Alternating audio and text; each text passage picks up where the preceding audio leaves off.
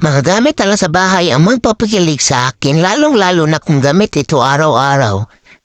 Ganitong klase na broom set ang hinahanap ko kasi foldable siya. Pwede mo siya isuksok sa gilid lang kahit konting space. Meron din ako ditong bagong 2-layer organizer na patungan ng mga condiments.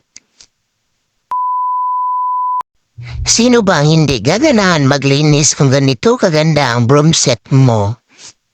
Ito ang pinakaitsura niya, talagang gaganahan ka magwalis dito. Kahit hindi ka masipag ay magsipag-sipagan na lang. Paglabas ko sa banyo ay walang tao dito sa bahay kaya naisipan ko na magwalis muna bago kukunin si Aling Maliit sa kabilang bahay. Linigpit ko muna ang kanyang lahat na laruan bago ako magwalis. Buti na lang may pushcart siya kaya hindi na ako nahirapan magligpit dito at itulak ko na lang sa gilid. Ganitong klase na walis ay hindi ka na yumuko kasi mahaba ang hawakan niya. Meron naman akong walis na napakalambot pero pabalik-balik ako sa pagwawalis kasi maiiwan ang ibang alikabok.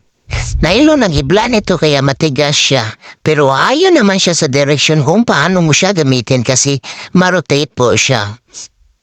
Pagkatapos ko magwalis, linagay ko na sa gilid. Space saver po siya kaya pwede mo siya isuksok kahit saan. Dito naman ako sa kusina namin para palitan ko ang aming condiments organizer na luma. At ito ang ipapalit ko. Pasok ito sa team puti kaya pwede kayo mag-check out dyan kung gusto nyo. Nasa 100 plus lang ang presyo nito pero matibay siya na plastic. Tinanggal ko na lahat mga nakapatong dito para malinisan ko at mapunasan na rin. Wala naman masyadong nakapatong dito. Butane at thermos lang ang linagay ko dito at mga gamit sa pangluto. Pagkatapos ko magpunas-punas, ayan, kinuha ko na para mailagay ko na ang bagong condiments organizer na nabili ko. Nakarang araw pa ito dumating pero hinintay ko pa na makalinis ako dito sa may kusina namin. Pagkatapos ko gupitin sa plastic na nakabalot nito, hinugasan ko na para mai-assemble. Napakadali nito i-assemble kahit wala ng manual.